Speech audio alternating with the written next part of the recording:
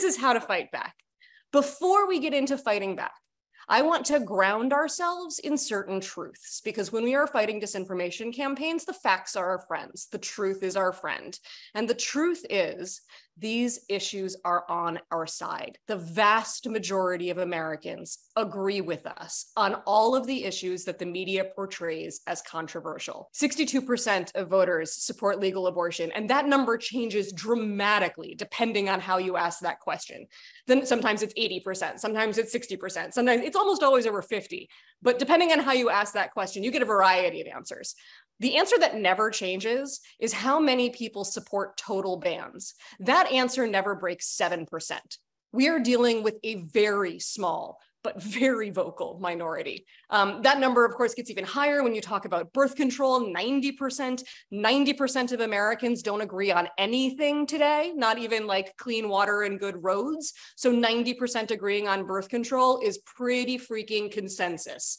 Abortion rights won everywhere they were on the ballot in 2020, everywhere. That is why they're fighting so hard to keep them off the ballot in Ohio, because you know what happened in Michigan, you know what happened in Kansas, you know what happened in Montana and Vermont. It is all corners of the country. It is red states, it is blue states. Women want rights, go figure. And of course, it's not just the reproductive rights that we're dealing with. It's also an issue like gun violence, which we're regularly told is one of the most polarizing issues facing Americans today. Truly, it's not. The vast majority of Americans are on our side that we need saner gun laws. We need common sense gun laws. That's it. That's all anybody's advocating for. 66% of voters think it should be more strict. 80% favor background checks. That's like back up in that legal birth control range. 80%. That means gun owners. That means Republicans. That means rural Americans. It means every category to get to 80%. And over 60%, which is a huge number, favor a total ban on assault weapons. When it comes to LGBTQ issues, we're at the highest high that we've ever been. I mean, 71% supporting marriage equality. That number was so much smaller when we actually got marriage equality.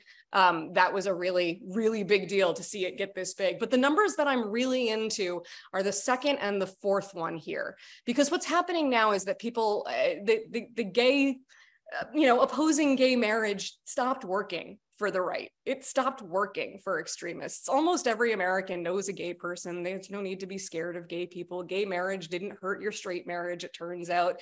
Everything's pretty much fine. So that doesn't work as an extremist wedge issue to scare parents anymore.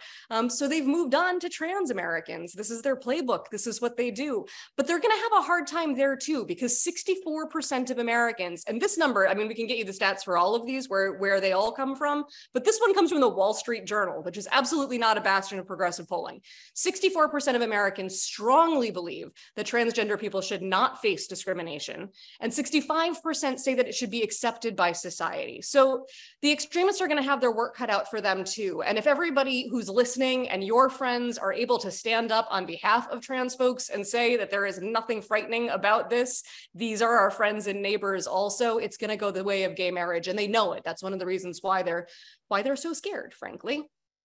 Education issues. Nobody likes book bans. You all know this better than just about any group in the country. Nobody wants to ban American history, accurate American history, which of course is going to deal with race. And 98% of voters, which is the most consensus issue I've ever seen polled anywhere, support sex ed in high school. So these are just losing issues across the board for them. And it's hard to believe that, right? It's hard to think that, because we are living in this world that feels very polarized. The opposition feels very loud. They feel very in your face. But the reason why I start with this is because there's a reason they feel that bad. They feel that bad because they're losing, because they know these numbers too. That's why they resort to disinformation. They cannot win a fair fight. People simply don't agree with their ideology. So I want to get into exactly why it's happening, because I actually think it's important to talk about what's happening, because there is a disconnect. I tell you all those numbers and you're thinking, but my school board meetings are pretty messed up, or I hear a lot of hate on Facebook. It certainly doesn't feel like 80% of Americans agree with me on this. And there's a reason for that. And the reason is that some outside groups and politicians are heavily invested in confusing and scaring parents to score partisan points and gain political power. That means these folks have to resort to scaring and confusing you because they can't win otherwise. And it's because of those numbers.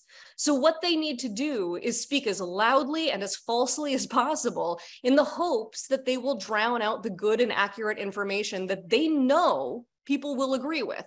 So we're going to talk about this. We're not going to be afraid to talk about this in our conversations with friends because people are feeling that disconnect. It seems like sex ed shouldn't be a controversial thing, but I'm seeing all of these ads, or everybody I know believes that women should have their own choice when it comes to this decision, but it really feels like the country's 50-50. So let's talk about why. Let's not shy away from it. These are the groups that we're looking at. And there is a reason why the anti-mask fights that you saw at schools during COVID looked exactly like the anti-CRT fights, looked exactly like the anti-sex ed fights, look exactly like the book bans. It's because it's the same organizations, it's the same funding, it's the same people. It's literally a plug and play strategy that these extremists have had for decades. This is like a 40-year strategy that they have implemented. And it's why they can move quickly from one issue to another. When an issue is organically getting traction and popularity like that, it takes a minute. You can't just muscle people together to all of a sudden be afraid of a thing called CRT, which nobody had heard about a couple weeks ago. That's not how an organic campaign works. That's how grass tops AstroTurf campaigns work, and that's what we're dealing with here. So they set up all of these entities in order to sound more credible. Moms for Liberty you can't really say extremists for book bans. Nobody's going to go for that. So everyone likes moms and everyone likes liberty. So let's call ourselves Moms for Liberty. You could be forgiven for thinking that Medical Institute for Sexual Health is a medical institute, maybe for sexual health, and not a front group for this extremist ideology. But they have legal entities, they have educational entities, they have health entities.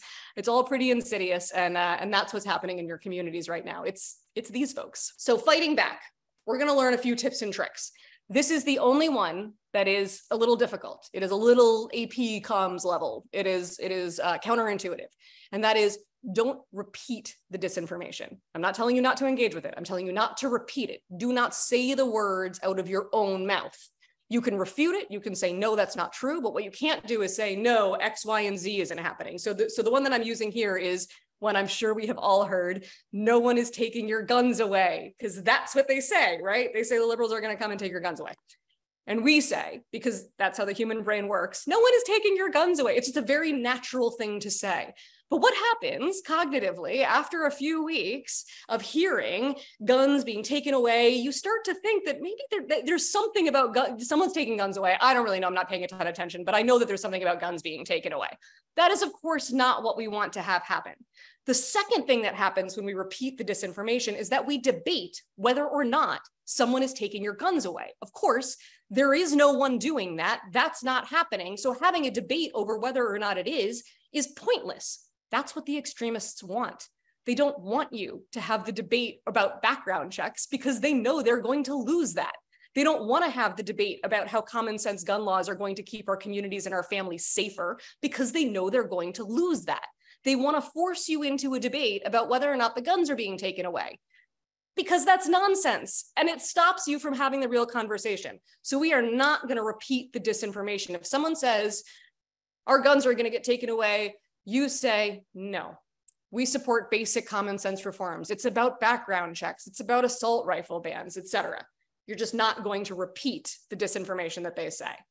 We're also not going to ignore it. We can say no, we can say that's not true. And most importantly, we can explain why it exists. Telling people there is a lot of bad information out there is one of the most helpful things you can do, because people feel chaotic. You go on, most people think that what they Google is going to be the truth. And if you Google some of this stuff, you can find absolutely contradictory statements within the first batch of results. So telling people there's a lot of bad info out there, and then maybe even taking it further and giving them that line we talked about at the beginning. Tell them about the outside groups and politicians. They want to scare you. That's the only way they can stay in power. But the final sentence on this slide is a really important one, and it's one that will help you keep a conversation productive no matter how it's going. We believe our kids are more important than politics, because this is actually not about right and left. It's not about red and blue. There are a lot of folks on this call who have voted a lot of ways, who have voted Republican, who have voted Democrat, who are registered independents.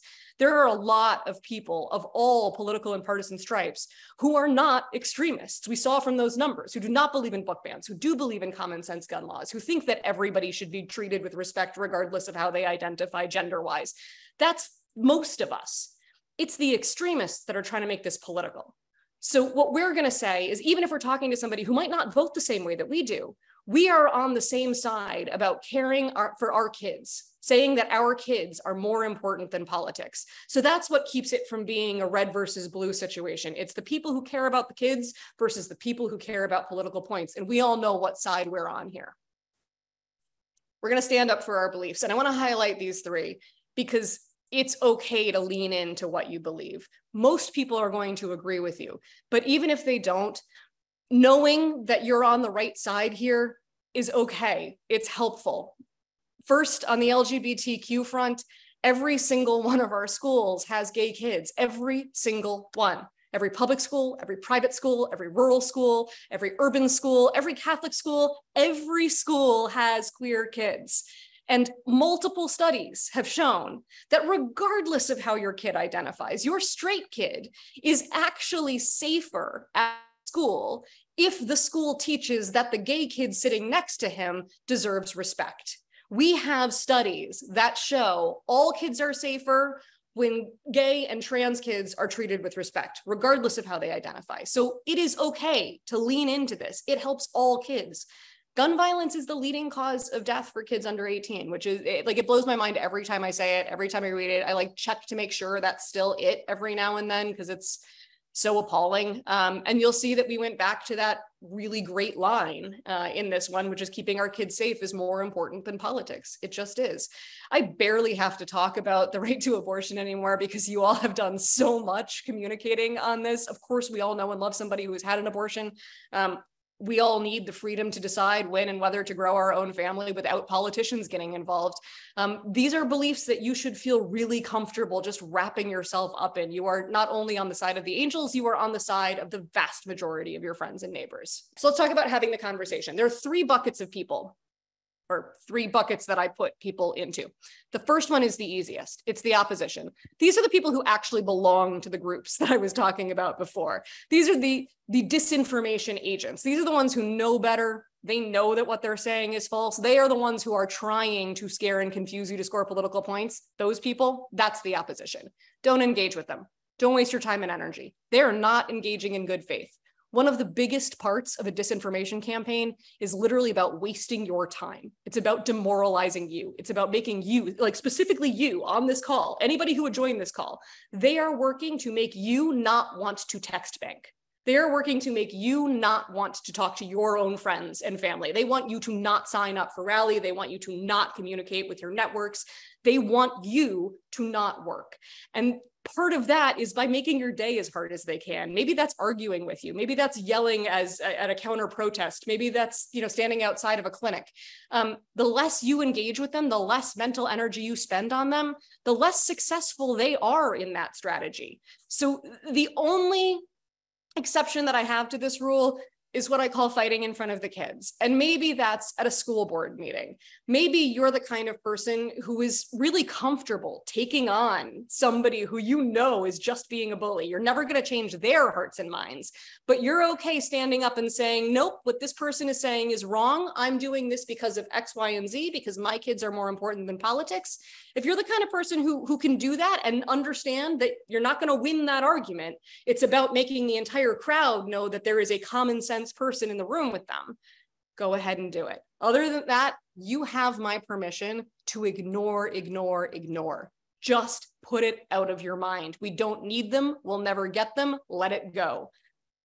This is the group that we really need to focus on. These are your neighbors who maybe disagree or people who've been scared by the disinformation, because you've seen the stuff floating around. It's terrifying. If half of that stuff was true, I would be like, oh no, what's happening in our schools? Of course, it's just not. So there are people who have seen that and thought that what was on TV, what was on the ads is true. And now they are deeply concerned about something. We have to talk to those people. So what we're going to do is find common ground with them. So if somebody says, I'm deeply concerned about, about kids being shown adult material at school or whatever, you can come back and say, I am also super concerned about making sure that kids have age appropriate materials. That's actually why I support the curriculum that we currently have. If you have somebody talking to you about guns and they're saying, I'm worried about crime in my neighborhood, like that's why I don't support any kind of gun control measures. I want to be able to have an AR-15 in my house in case it gets broken into. You can say, I am also deeply concerned about violence and crime. That is why I support efforts like background checks, because that actually keeps us safer. And I share your concern about violence.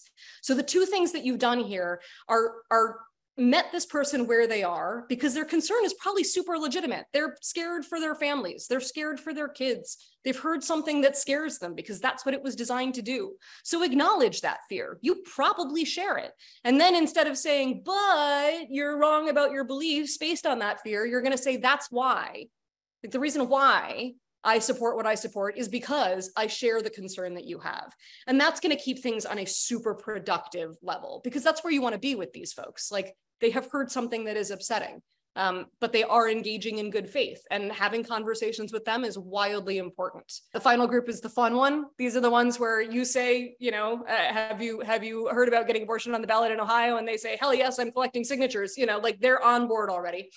The two things that you're going to do, or I guess the three things you're going to do, is make it urgent. Whatever issue you're talking about, talk about what's happening right now, because you folks are more, and my dog is, I guess, agreeing with me, you folks are more informed than the average bear is going to be. You will know what issue you're talking about, what's coming up before school boards. You will know where things are on the ballot. So help the folks who agree with you out with how to action, how to operationalize their feelings. So make it urgent, make it local, talk about what matters to your town, how this issue is affecting you and your community, and then recruit.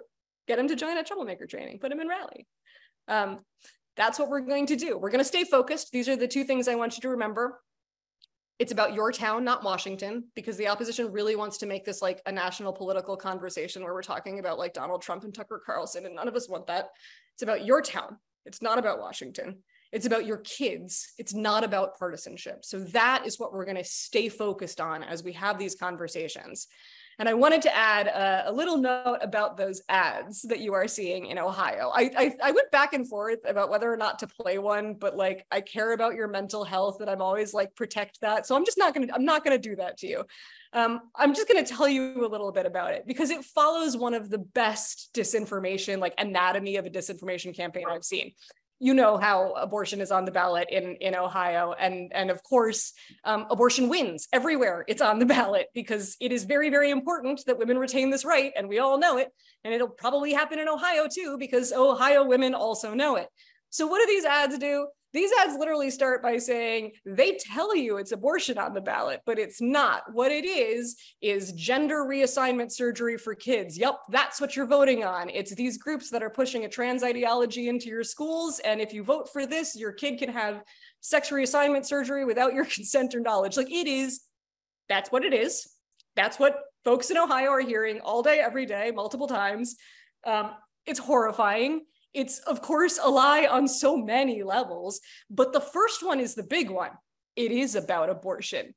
They have to lie, because if they say abortion's on the ballot, they know they're gonna lose. So everything that comes after it's not about abortion is also a lie, but that's the biggest one right there. Like, that's the disinformation right there. They're trying to confuse and scare parents because they know that the reality is deeply unpopular for them. So if you have conversations about these ads or about any ads that are, disinformation propaganda spectacles, because they're certainly not just happening in Ohio, ask questions. If somebody seems to be nervous because they have seen so many ads, or like, I don't know, it all sounds crazy, but some of it's got to be true. Like, ask questions. There's so much bad info out there.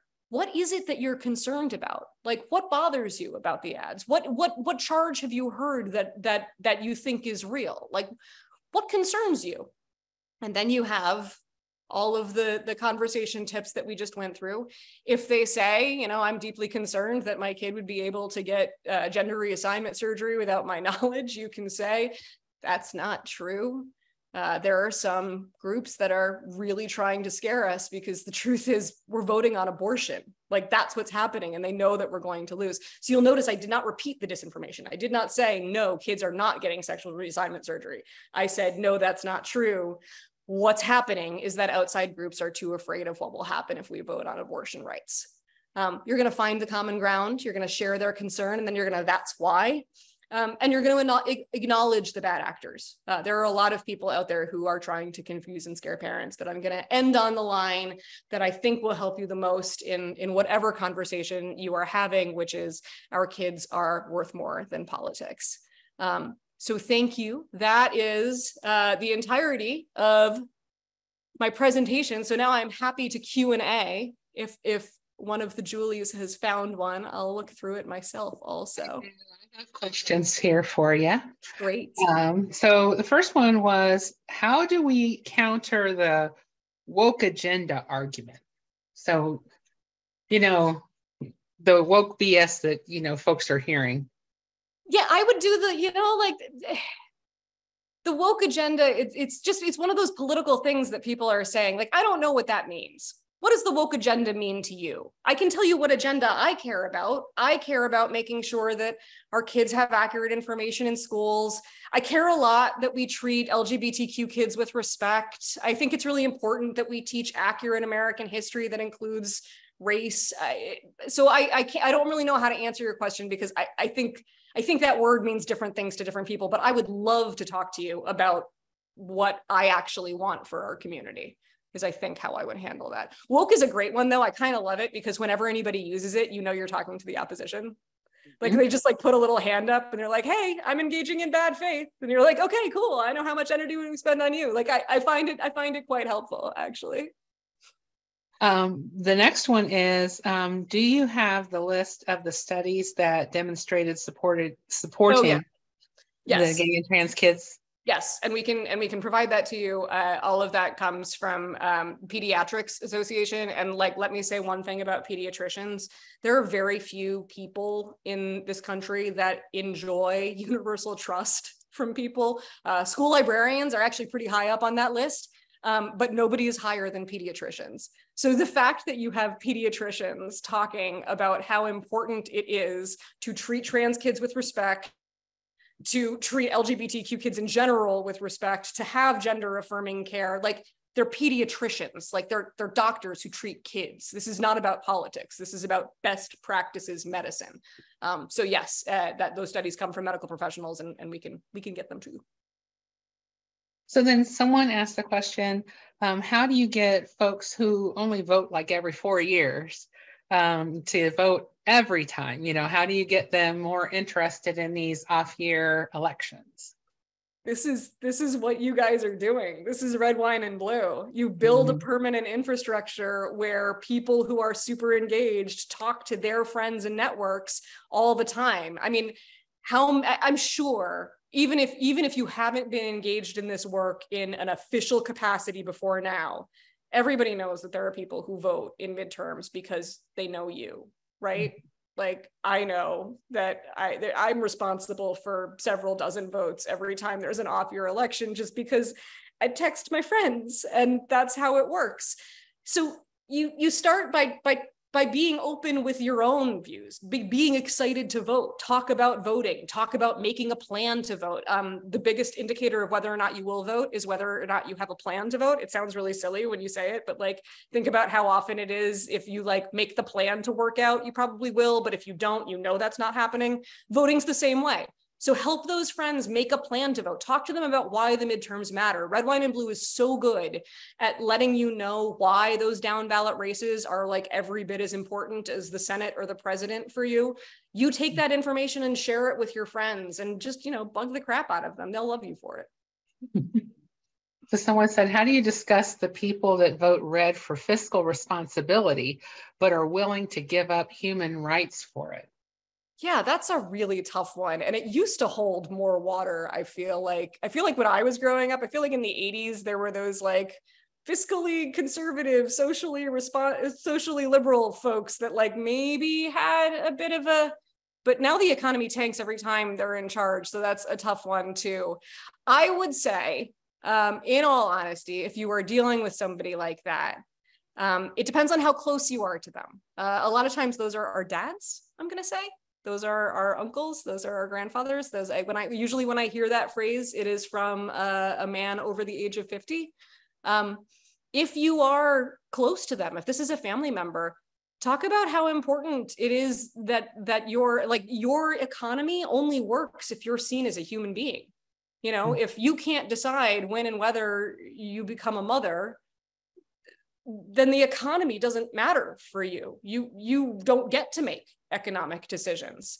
Right. If you're so bullied in school that you can't learn, you're not going to have a job in the workforce that you want. If we're not teaching our kids American history, like if kids in China are learning better American history than we are, you can see how that's pretty lousy for a workforce on the global stage. So I would come at it that way, but depending on how close you are, you know, talk about what it means to get personal. Like talk about what it means to you. Because I don't ever want to allow that there is an economy versus social rights juxtaposition, because I don't believe that's true. I think a society that treats everybody with respect is actually better off economically, and we can sort of see that from countries that do it. But you don't have to make that argument if you don't want to. You can just say, look, now we can't really dismiss those things anymore. You know, not when so many people's lives are on the line. And that's really where we're at these days. So going back to the statement about pediatricians not being politically motivated, what's a solid way to counter someone who might say that they're money motivated and gender affirming care, you know, regardless of their opinion, is big business? Yeah, I mean, that's just not true. So I see, I'm not going to repeat it. I'm not going to say it's not big. That's just not true. That is a very, very small percent of the population. A very small percent of trans people actually choose gender affirming surgery. Many take hormones, but the surgery is itself quite rare. So the idea that a doctor would get into the practice to make money and choose that doesn't hold water. I would imagine that you would go for orthopedics or cardiology or one of those. But if there are doctors in the chat, throw in what's the most money-making industry you can choose. Yeah, it's not pediatrics. That I've worked for surgeons. Exactly. I've worked for a surgeon before and worked in hospitals. It's definitely not that. So we do have some men here on this call too. And someone said we kind of need to maybe have a few points about how abortion benefits them too, because it does. And, you know, reproductive care, you know, and I can say from my own perspective, the loss of my mother because she didn't get good reproductive care was devastating to my siblings and I, because she was a single parent and I was 19. So, you know, I did not have the ability to replace her school teacher income. That wasn't even a thing. I was in college.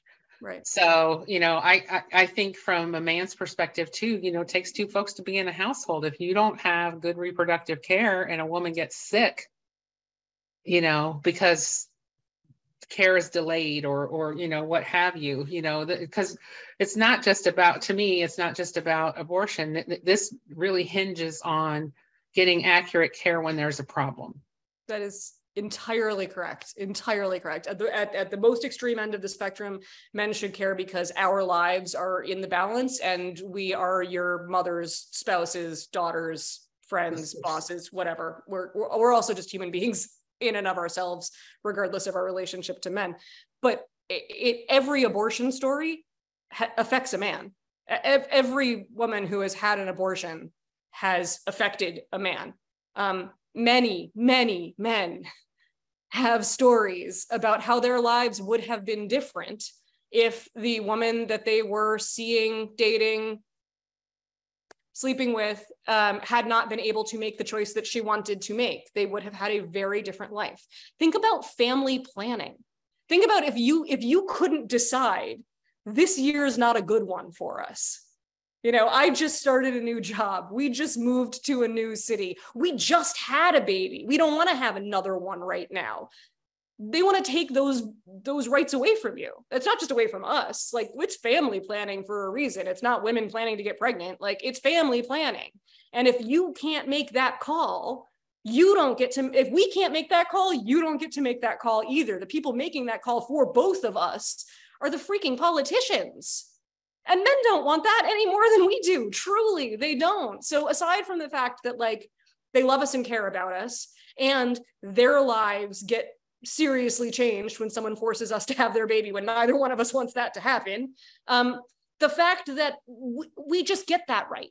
You get that right. We get the right to decide when and whether to become parents, when to add to our family, when to grow our family. And men should be mad that people are trying to take that away from them too. Someone said to remind the group that the American Academy of Pediatrics is the legit group, and that the American Academy of Pediatricians is the scam group that's putting out false science and fake research. This is such a good point. Thank you so much for doing that.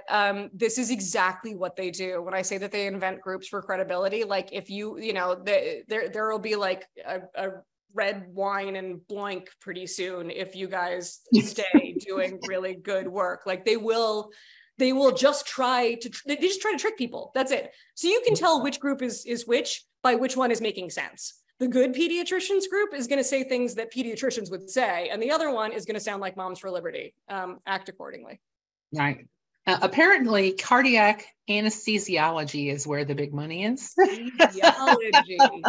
I believe that because anesthesiologists do not ever get into those contracts with the insurance companies. They're always out of out of network. So I totally believe that. All right. No, that sounds right. And honestly, I want those people paid lots and lots of money for everything that they do. Okay, so we have our answer. Thank you.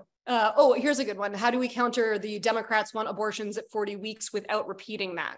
Oh my God, yes. Yeah, so Democrats want abortion right up to the moment of birth. Of course, that's not true.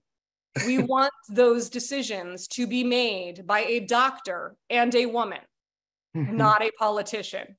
That is the only thing we are advocating for, that those decisions get made by a doctor and a woman, not a politician. So there, that's how you do it. You say no, and then you say what you actually believe. Well, he says, I know not everyone here may be a Democrat, but I hear so many people say Democrats or Dems have poor messaging. Can they hire you, Jess? They do. We need messaging help in Iowa. No, it's hard. Like, frankly, if I can say, Dems have a hard job. Like, we have principles. It's really easy as an extremist, if you can just lie and scare people, to sit in a room and be like, all right, what's going to scare people the most? Let's say that. Like, we can't do that. And people are always like, why don't you do the tactics like they do? And it's like, well, because it doesn't work with our audience. Like, our people want facts. They want to know the truth. Like, you can't just lie to them and scare them. We're not playing the same game. And that's why it seems messy. Like, Republicans can just say something. They can just say CRT, CRT, CRT over and over again, which is mindless and nonsense and not an agenda. But we care about the economy. We care about getting healthcare to people. We care about, they're not doing anything except trying to own the libs. So it is very easy for everyone to say the same thing at the same time all the time. People who are actually trying to get work done have a much, much harder job. So I feel your pain, I feel your frustration, but I also have deep sympathy for the people who are actually trying to govern. So do you think that it is worth bringing up who folks are invested in? Because a lot of this has to do with money and their profits. So somebody had brought up orphanages and forcing in juvenile detention centers, and DeVos apparently is invested in those kinds of things. And so they make money if a person can't, terminate a pregnancy, and, those children wind up in those areas. Yeah. So do you think it's worth arguing any of those points? I mean, they're good points. They're interesting points. They're not the ones that I tend to go for, because I'm not actually sure that it's the for-profit. I think it's about maintaining political power. I don't actually know that anybody is profiting, and I don't even want to, I don't even want to go down this on the record because I don't know enough about it. But I think I'm going to say that I think what works with people is when you tell them why you believe what you believe.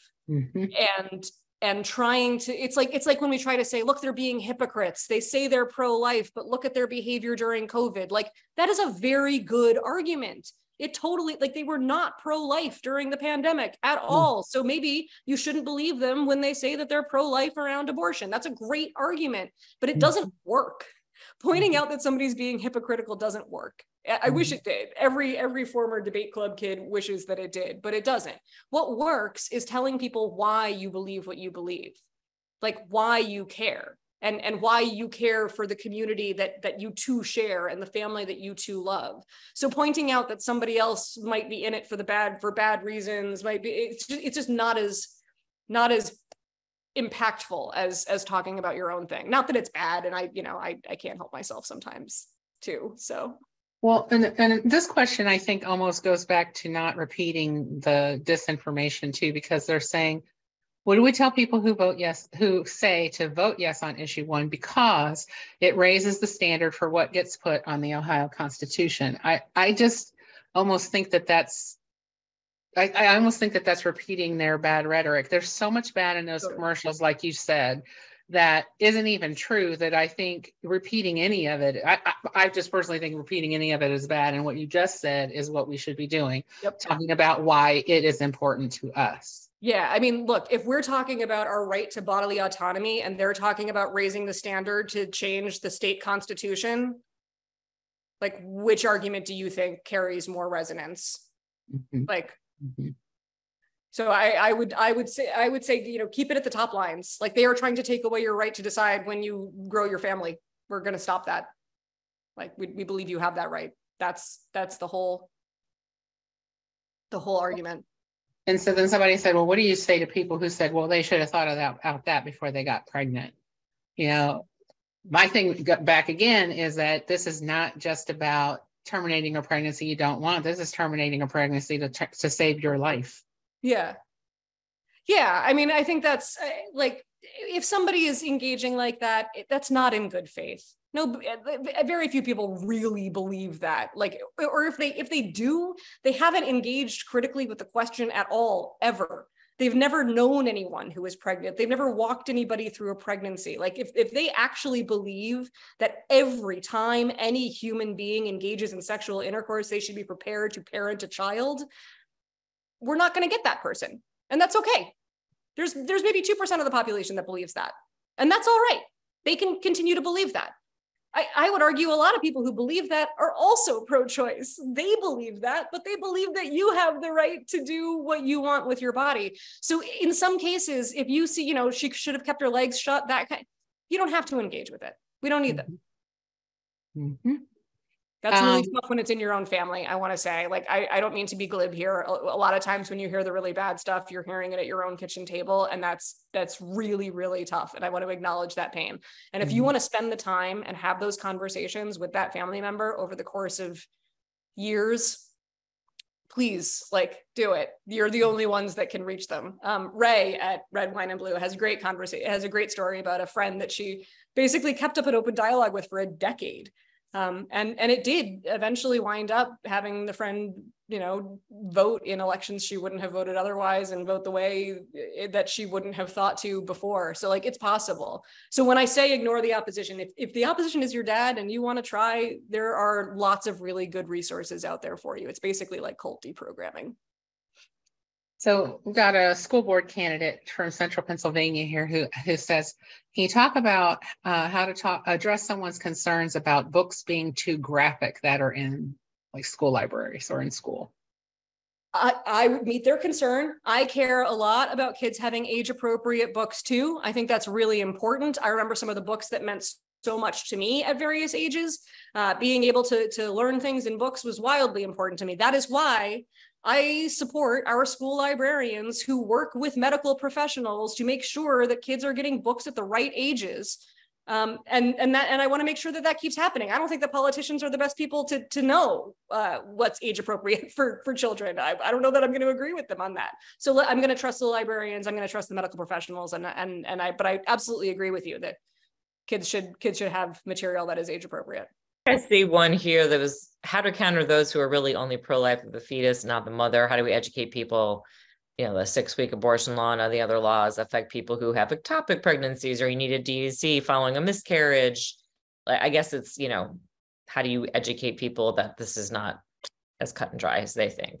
I think by saying exactly that, honestly, this issue is not as cut and dry as that. Or, I used to think that this issue was as cut and dry as that. And then I learned so much about ectopic pregnancies. My mom went through this. I went through this. My friend went through this. But it's okay to say that the issue is actually a lot more nuanced than that. I would be thrilled to talk to you about it if you were interested. And it basically comes down to we all have different ideas about when it's right and appropriate to seek abortion care. Mm-hmm. We don't agree with that. And we don't agree with every single one. And that's okay. The idea is that it's up to the woman and her doctor. It's not up to the politicians.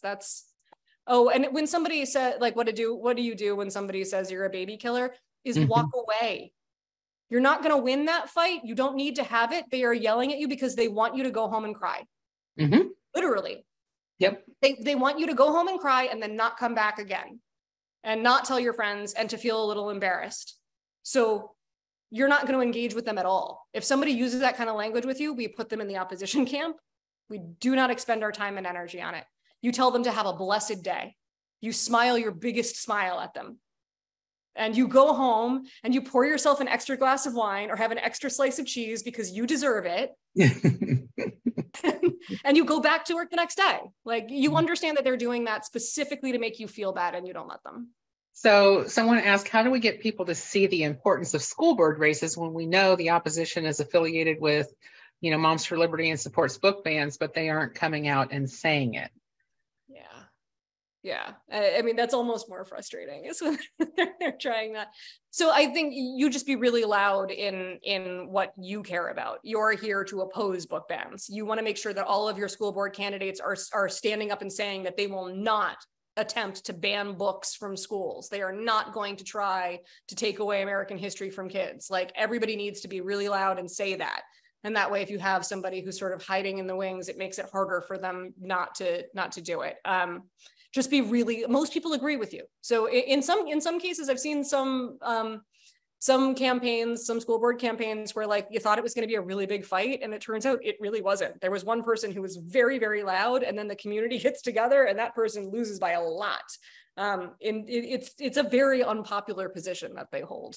Very few people actually want their vision of schooling. They're trying to undermine public education is what they're doing. And that's sort of the ultimate goal of it. And most people really, really like public education. It's one of the things that we do right here. That's it. That's what I've seen in there. Awesome. Fabulous. Thank you all so much as always, for hanging out with me tonight and for doing what you do. You're saving democracy.